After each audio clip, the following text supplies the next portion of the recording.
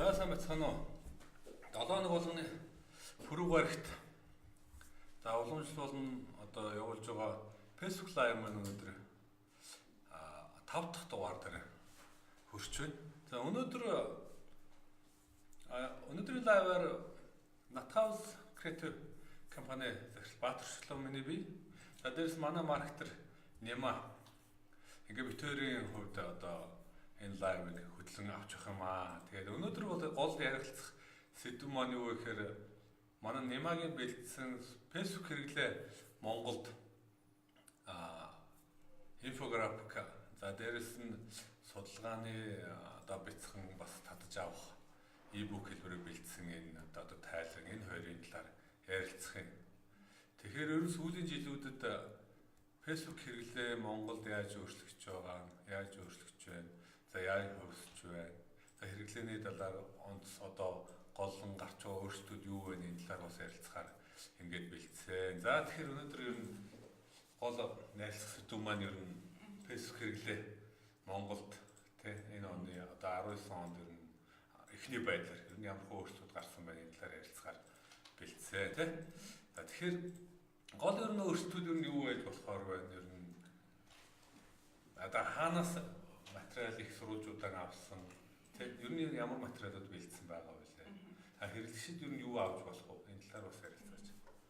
За дижитал репорт гэдэг 2018 оны ер нь датанууд өмнөх жилийн ер нь бол датанууд тавьсан байгаа. Тэгээд ер нь бол маркетер зөвхөн эндээс юу авч боломжтой вэ гэхээр ер нь одоо сошиал медиагийн салбарт ажиллаж байгаа хүмүүсийн хувьд бол дата маш чухал. Тэр ч удаа яг Facebook хэрэглэгчдийнхаа бүх мэдээллүүдийг бидний хэрэглэгчд ямар онцлогтой, ямар одоо бүтээгдэхүүн үйлчлэгээ сонирхтыг дээрэс нь сонирхол насны бүтц нь яаж өөрчлөж байна, яаж хэрэглэж байна гэдэг нь онцлог бас мэдээлэлүүд байгаа тийм. За тэгэхээр энэ хоёлаа юусэн манай одоо яг энэ мэдээллийг хаанаас авч болох вэ? Эхлээд ярилцъя тийм. Facebook хэрэглээ Монгол гэдэг нэг инфограф гарсан байна. Ерөнхий үр дүнгуудээр нь. За дээрэс нь сүүлийн нэг 15 оноос 19 оны хоорондох датануудыг бас харьцуулж оруулсан татаж авах материал байгаа тийм. Энэ хоёрын ер нь хаанаас авч болох вэ? За тэгэхээр мэдээллүүдийг бол бид бүхэн нэгтгэсэн байгаа. Та бүхэн доотх коммент хэсгээс бол коммент хэсгээр утсан линк байгаа. Линк байгаа. Тиймээс бол татаад авах. Энд бол одоо яг энэ инфографик багтаацсан үзүүлж харуулах материалууд нь. За дээрэс нь татаж авах линкүүд нь байгаа. Тийм татаж авах линкүүд байгаа. Манай байгууллагын хувьд гэх юм бол ер нь 2015 оноос хойш ер нь Facebook хэрэглэгчдийн талаарх мэдээллүүдийг яг энэ төрлийн мэдээллүүдийг бол ер нь бол 2015 оноос инфографик болон блог нийтлэл хэлбэрээр бол гаргасан. Энэ жилдээ бол 5 дахь жилдээ бол болж байна. Тийм учраас өмнөх жилүүдийн бүх датануудыг нэгтгээд за одоо ашиглах боломжтой оюутнууд тэр энэ салбарт ажиллаж байгаа бүхэл хүмүүсээ ашиглах боломжтой байдлаар бол бэлдсэн байна. За тэгвэл өөрөхдөө эхний үр дүнгуудээс нь товчтой. Яг бүгдээр ингэ орох юм бол жоохон цаг авах баг. Тэгээ угаасаа хүмүүс татаж аваад үзээд өөрийнхөө ажил ашиглах нь тийм. За эхний үр дүнгуудээс нь хоёлаа ярилцаа явуучих. За тэгэхээр хамгийн эхний ерөнхий нэг тоо байна. За жил ирэх тусам ер нь бол Facebook интернет хэрэглэгчдийн тоо бол Монголд утсан үед интернет хэрэглэгчдийн тоо маш их нэмэгдэж байгаа бөгөөд за яг өмнөх жилтэй харьцуулахад нэг хүн амын өсөлт 1.7% байгаа байна. Тэгтэл Монгол улсын Монгол улсын хэмжээнд тэгтэл интернет хэрэглэгчдийн тоо бол 25% бол өсөлттэй байна. Тэгэхээр хүн амын өсөлттэй харьцуулахад бол маш их одоо нэмэгдэж байна. Тийм учраас бол энэ интернет хэрэглээ бол өвчмөнтэй өсөж байна. Мөн үүнийгээ дагаад бол сошиал медиа идэвхтэй хэрэглэгчдийн тоо бол яг энэ хэмжээнд хүртэл бол маш их өндөр өссөн байна. Тэгээд ер нь бол сошиал идэвхтэй хэрэглэгчдийн тоо маш байнга нэмж байгаа болов шүү дээ. Ялангуяа сүүлийн хэдэн жил бол одоо асар өндөр хүрсэн. Тийм, сүүлийн 5 гол. Дээрээс нь энд бас нэг сонирхолтой тоо байна. Гар уснаас ордог хэрэглэгчдийн тоо гэдэг тийм. Бараг нийт хэрэглэгчдийн 95% нь бол гар утснаас нэвтэрч байна. Тэгэхээр бид бүхний энэ салбарт ажиллаж байгаа хүмүүсийн одоо бэлтгэж байгаа мэдээллүүд тийм ээ одоо вебээр харагдах байдал зэрэг бол яг энэ гар утсанд харахад үзэхэд тохиромжтой гар утсны жижиг дэлгэцтэй харахад жижиг дэлгэцэн дээр үзэхэд тохиромжтой. Ер нь гар утсанд хэрэглэж байгаа хүмүүсийн хувьд ч гэсэн бас арай өөр одоо зан төлөвтэй байна. Гэхдээ хоёулаа энэ дараагийн слайд дээр ярилцъя тийм. За дараагийн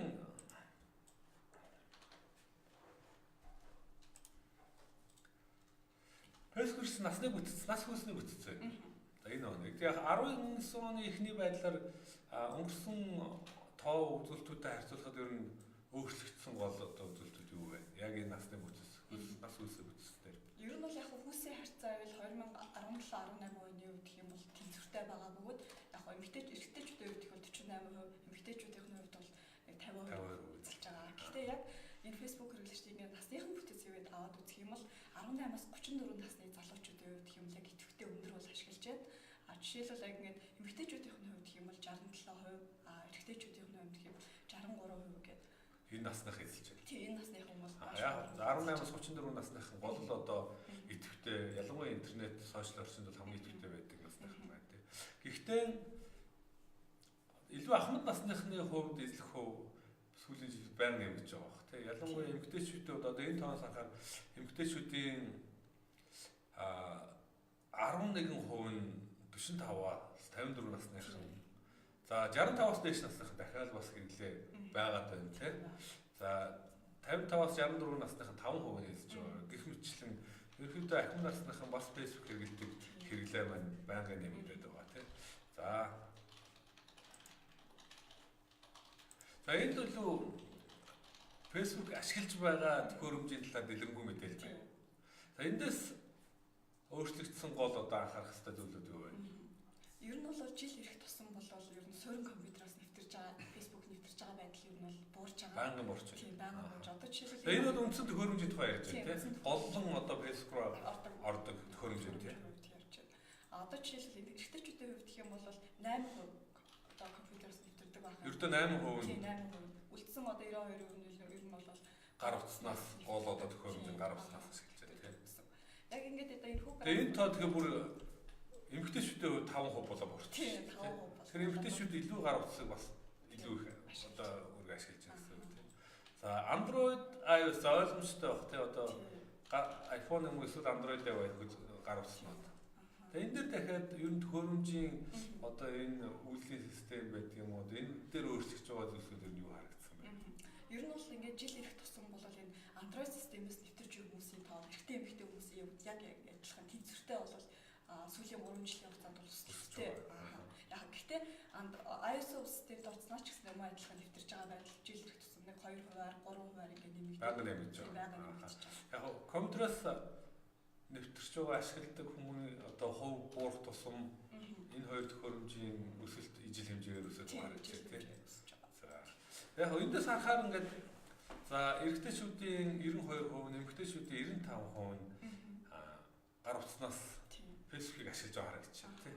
За энэ өөрөө дахиад адилхан маркетингийнхны хувьд гар утасны юм жижиг дэлгэснээс харагдах ашиглаж байгаа хэрэглэгчдийн бидний өгж байгаа контент мэдээллүүд гар утасны дэлгэсэн дээр яаж харагдж байгаа гэдэг их чухал болох байна. Хоёрдугаарт гар утас ашиглаж байгаа хүмүүсийн хувьд дахиад адилхан удаан дууддаг веб хуудас руу орох эсвэл их удаан урт видео мэдээллүүд үзэх явдал нь бас байнгын л өөрчлөгдөж байгаа тийм. Хүмүүс гар утсаас илүү төсвөр утаа болчихдог. Гав интернет веб хуудас чинь жоо удаад ирэх юм бол болоод өөр юм ашиглаж явчихсан тийм. Тэгэхээр дахиад адилхан энэ өөрчлөлт хэрэглээ маань бидний маркетингийнхны хувьд дахиад анхаарах ёстой гол одоо ялангуяа контент бэлтгэл дээр маш чухал анхаарах ёстой зүйлсүүдийн нэг болж байгаа. За дараагийн үзүүлэх ёстой зүйл маань юу вэ? За яг энэ хэрэглэгчтэй өмнөх одоо 3 жилийн датаг бол харьцуулж байна. Яг сая нөө ярьж байсан. Яаж өөрчлөгдөж байна гэдэг зүйл байна. Жишээлбэл 2017 он гэхэд бол яг энэ одоо компьютерс нэвтэрж байгаа байдлыг дунджаар нэг эмэгтэйчүүдийн хувьд 14% байсан бол эрэгтэйчүүдийн хувьд бүр 20% байсан. Тийм 20% байсан. Гэтэл өнөөдөр ингээ 2019 онд харьцуулахад бүр энэ хувь маань 2 дахин буурсан байна л да. Бараг 3 дахин буурсан. Тийм бараг 3 дахин буурсан. 14%-аас 15% болж эмэгтэйчүүдийн хувьд буурсан. Яг үндсэн одоо байнгын ашигладаг төхөөрөмжийн тухай ярьж байгаа тийм. За дээрэс нь iPhone хэрэглээ бол яг өсөлттэй. За Android хэрэглээ дахиад илүү хурдан хүмүүс. За тэгэхээр хүмүүсийн хэрэглээ төхөөрөмжийн хэрэглээний хувьд байнга өөрчлөлт харагдаж байна тийм. За энийг бүр насны яг энэ бол илүү сонирхолтой. Үтцээр дахиад харуулж. Насны үтцийн хувьд бол нэлээд сонин тоонууд гарагдах баг тийм. За ингээд насны бүтцээр нь ингээд хараад үзэхээр яг 18-аас 24 насны залуучууд бол десктопоос орох байдал нь хамгийн бага байдаг юм байна. Тэгээд яг ингээд насны онцлогоос хамаарат одоо гар утасны сонгож байгаа одоо байдал нь бол одоо жишээлбэл 18-аас 34 насны залуучуудын хувьд гэх юм бол ISO систем iPhone. Тийм iPhone-оос ер нь бол хөвчлэн одоо хамгийн өндөр хувиар нэвтэрдэг болвол 35-аас одоо дээш насны хүмүүсийн хувьд одоо 65 насны хүртэл хүмүүсийн хувьд гэх юм бол Android системээс нэвтэрж буй байдал нь хамгийн их. Тэгэхээр одоо энэ ч мөр залуучуудын 18-аас 24 насныхныг харах юм бол iPhone ашигладаг хүмүүс эмэгтэйчүүдийн 42%. Тийм. Эрэгтэйчүүдийн 30% нэг чинь тийм. Бараг хагас нь эмэгтэйчүүдийн хувьд бол ялангуяа 18-аас 24 насны охтуудын хувьд бол бараг тал хувь нь iPhone ашиглаж байна. Тийм, iPhone ашиглаж байна гэсэн. Энэ байдал яг нас өсөх тусам буураад байна тийм. А дээрээс нас өсөх тусам Android хэрэглээний хувь нэмэгдэж байна. Гэхдээ энэ бас сонин тоо байна. Залуучуудын хувьд бол iPhone хэрэглээ маш өндөр. Тэгэхээр бидний хүргэж байгаа нөгөө нэг контентууд тийм ээ ямар одоо жишээлбэл гар утсан дээр харагдах байдлаа контент бэлдээ гэж бодоход iOS систем дээр ямар байх, Android систем дээр ямар байх энэ талаараа бас маркетеруудад нэлээ анхаарч авч үзэх хэрэгтэй гэж насны бүтцээс бол харж байна л да.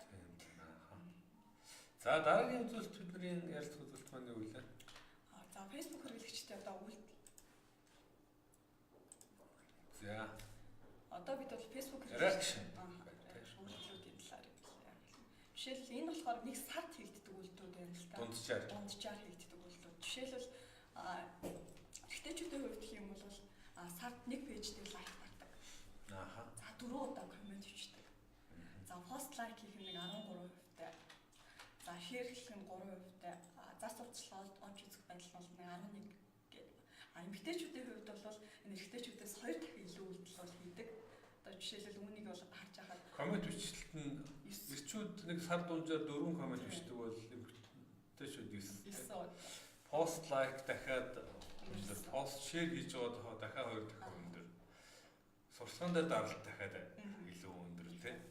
Тэгэхээр ер нь сошиалд эмэгтэйчүүд зориулсан мэдээлэл ялангуяа эмэгтэйчүүд зориулсан бараа бүтээгдэхүүн оруулдаг бол сошиал медиа бол хамаагүй илүү үр дүнтэй байх сувг болж харагдаж байна тийм.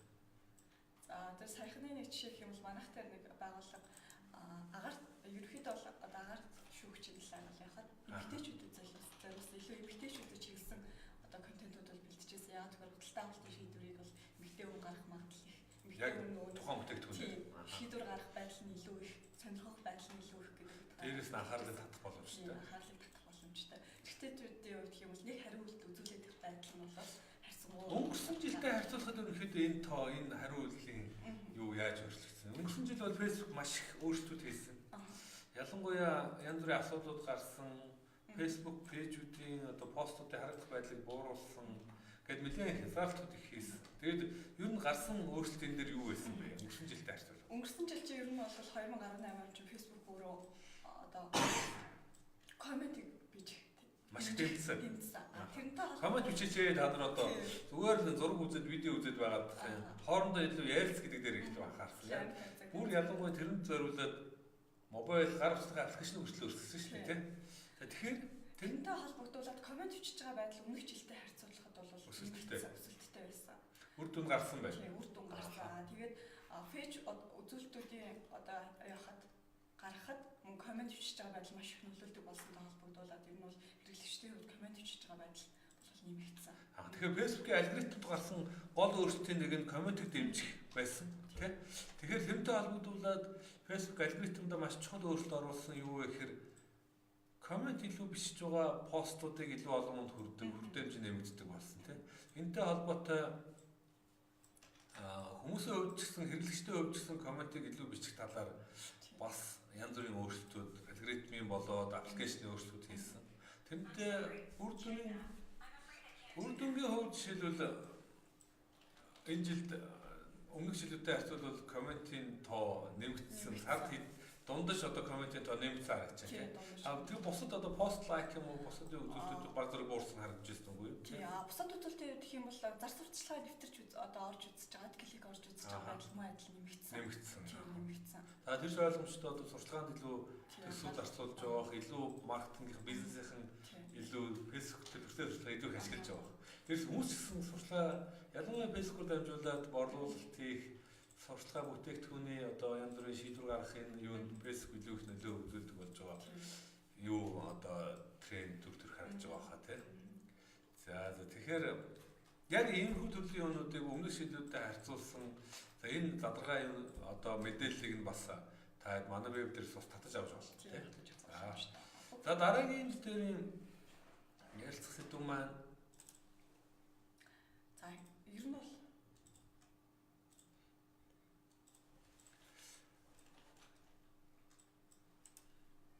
бас сонирхолтой мэдээлэл. Хүмүүсийн сонирхлын одоо тийм хөлсөр ялгаатай байна. Ер нь ингээд сонирхлыг харахад жил ирэх тусам яхаа ингээд ерөнхийн нэг бүтцийг харахад одоо жишээл эмэгтэйчүүдийн хувьд гэх юм бол косметик тийм ээ бизнес ойлгомжтой гол анхны бараа бүтээгдэхүүн одоо дизайн одоо хувцаслагаар тийм эмнэлэг гэл ингээд сонирхож байгаа юм эрэгтэйчүүдийн хувьд гэх юм бол телевизийн хөтөлбөр ер нь эрчүүд илүү их улс төрчдөг юм уу? Тийм улс төрч. Дээрээс нь журналист сэтгүүлчдийн талаар эсвэл мэдээллийн сайтууд мэдээлэл телевизүүдийн мэдээлэл. За дээрээс нь эмнэлэг эрүүл мэндэд анхаардаг болонтой юм. За спорт гарч байгаа тийм. Дээрээс нь яг нэг дараачийн юмнуудад бол энэ ихний арга үзүүлэлтийг бол авч байгаа. Дараачийн үзүүлэлтэд нь юу багтаж байгаа гэхээр автомашин тэргээд хэрэглээнүүд бол орж ирсэн байгаа. За тэгвэл энэнийг өнгөрсөн жилүүдийн одоо өнгөрсөн 3 жилийн байдлаар ямархуу өөрчлөлт орсон. Энэ дээр юу ямар өөрчлөлт? За ер нь өөрчлөлт гарсан байна. Яг 3 жилийн хугацаанд бол яг нэг үзэж байгаа байдлууд нь бол нэг жоохон яг сонирхлын хувьд бол өнгөрсөн жилдээ харьцуулахад бол том ялгаа гараагүй тийм. Ялгаа гараагүй. Гэхдээ яг насныхын бүтцийн хувьд ч юм уу ингээ аваад үзвэл илүү ялгаатай зүйлүүд бол гарч ирж байгаа. Ажиглаж байгаа. Одоо яг ингээд яг одоо энэ үгснэгтээс харах юм бол юу харагдаж байна вэ гэхээр яг нь сонирхлын хувьд нэгдүгээр байранд байсан зүйл нь 3-т орсон ч юм уу тийм ийм л ялгаа. Арай баг зэрэг. Тийм баг зэргийн жижигхэн өөрчлөлт гарсан. Гэхдээ ер нь зүгээр яг энэ сонирхлын ийм үзүүлэлтүүд маркетингт явах хэрэгтэй. Бидний хувьд юм нэг төлбөртэй зар сурталчилгаа явуулах зайлшгүй хэрэгтэй гардаг тийм ээ. Зорилт сегмент сонгох. Тийм зорилт сегмент. Бид нар сонирхлоор нь анги бүлгэл зорилт сегментээ бүрдүүлэх бий болох боломжтой. Тэр хүмүүстэй бас тэгэхээр насаар нь задлсан ялангуяа энэ сонирхол төр гарч байгаа өөрчлөлтүүд эсвэл насны бүлгэрх сонирхлын энэ одоо ялгаатай байдал бид нарт дахиад адилхан сурталчилгаа явуулахдаа илүү ашиглаж болох байна гэсэн үг тийм. За тэгэхээр ер нь манай яг энэ одоо яг энэ юун дээр гарч байгаа гол одоо дүгнэлт юу байж болох вэ? Ер нь одоо энэ жилийн энэ хэрэглээний өөрчлөлтөд гарч байгаа гол одоо дүгнэлт хэлэх юм бол юу вэ? Ер нь бол жил ирэх тусам одоо Facebook ер нь бол жил ирэх тусам ингээд сошиал медиа хэрэглэгчийн тоотогтэй нэмэгдэж байна. Тэр дотор яг ингээд бид бүхний хувьд ашиглаж болох хамгийн том одоо зүйл бол Facebook хэрэглээ. Facebook ер нь бол бизнес эрхлэх юм том жижиг те томхон бизнесүүдийн хувьд тэр жижиг гарааны бизнесүүдийн хувьд бүх сегментийн хувьд ашиглах боломжтой. Хамгийн боломжит сувг бол мэдээж Facebook. Тэр ч утгаараа яг энэ одоо энд бол тийм ээ өөрийн бүтээгдэхүүнээ одоо танилцуулахын тулд зорилттой сегментээ сонгох нь хамгийн чухал. Түүний зорилттой сегментээс авах түрүүний ярьсан хэрэглэгчдийн сонирхол ингээ бүх зүйлүүдийг ингээ нэгтгэхэд үзэх юм бол яг ер нь болохоор одоо яг хэрэглээний хувьд хэрэгслийн тоо байнга нэмэгдэж байна гэж. Тэрс нь тэр хэрэглээ идэвхтэй байдал нь дахиад нэмэгдээд байна. Коммент бичих юм. Зар сурталчилгаанаар дарж үзэх нь байнга нэмэгдэж байна сүүлийн жилүүдэд. За дээрэс нь бас нэг анхаарах хэрэгтэй тэр бидний хувьд сонирхлын өөрчлөлт гарч байна. Энийг бас анхаарах хэрэгтэй. За дээрэс хэрэглээний өөрчлөлт байна. Ямар төхөөрөмжөөр сандж байна тийм. Яаж Facebook дээр бидний мэдчихэж байгаа мэдээллүүдийг хэрэглэгчд яаж хүлээж авч үзэж сонирхож байна тийм. Энэ байдал. Мөн ер нь бол ингээд одоо жишээлбэл сонирхлын бүлгээр нь ингээд аваад үзэхэд бол айгүй сонирхолтой зүйл бол наривчлаа ингээд ярил гарч байгаа юм л да. Жишээлбэл 18-аас 24 насны одоо яг эмэгтэйчүүдийн хувьд гэх юм бол фото зураг. Дээрээс нь ингээд телевизийн хөтөлбөр ч юм уу хувцсны брэнд илүү сонирхолтой. Залуучууд, залуу эмэгтэйчүүд. Залуу эмэгтэйчүүд. Тэгвэл нэг 25-аас 44 насны одоо эмэгтэйчүүдийн хувьд гэх юм бол одоо хүүхдийн эмнэлэг, тийм ээ хүүхдийн хувцас илүү гэр бүлтэй ээжүүдийн ээж хүний шийдвэр давмгаалж байна. Тэгээд одоо яг 18-аас 24 насны залуучуудын хувьд гэх юм бол тийм фитнес, спортын хувцас, сагсан бөмбөг яг ингээд одоо одоо энэ спортын хувьд гэхэд яг ямар юм сонирхоод байна гэдээ ороод үзэхээр одоо жишээлбэл нөгөө нэг одоо брендинг пүүс гэж байх жишээний тийм ээ яг фитнес дотор юу сонирхоод байна гэж ороод тэгэхээр нөгөө фитнес клуб үүсгэх юм уу спорт яг албатай хүмүүс ч гэх юм. Тэгэхээр нөгөө 45-аас дээш бид нар одоо маркетингийн мэдээлэл эсвэл одоо бай персонал зохиож байгаа бол бид нар эндээс тодорхой мэдээлэл авч үзье. Ямар аль насны ямар төхөөрөмж ашиглаж байна, юу сонирхож байна, хаана фитнесийг явж байна, тий? Хаана судалгаа авалт хийж байна, ер нь ямар төрлийн бараа бүтээгдэхүүнийг ялангуяа Facebook дээрээс харж үзэж хайж байна гэдэг мэдээллийг бас авах боломжтой байна гэсэн үг тий. За. Тэгэхээр энэ удаагийн лайв бол голлон бидний жил болгон бэлддэг инфографикийн талаар энэ дээр гарсан энэ жилийн гол өөрчлөлтүүд юу вэ? Анхаарах зүйлсүүд юу вэ? За дээрэс нь энэ жил бид нар ялангуяа хэрэглээнийхэн талаарх энэ мэдээллүүдийг, статистик мэдээллүүдийг нас хүсээр нь өмнөх жилүүдэд харьцуулсан арай илүү дэлгэрэнгүй мэдээлэл бас бэлдсэн, татаж авахар бэлдсэн. Та бүхэн манай вебээр ороод татаад аваад үзээрэй. За өөр одоо дараагийн лайв дээр бол бид нар илүү сонирхолтой дахиад лайв одоо сэдвээр ярилцахаар бэлдэж байгаа. Тухайн үед бас сонирхож манай веб пэйж дээрээс бас мэдээлэл авч байгаарай.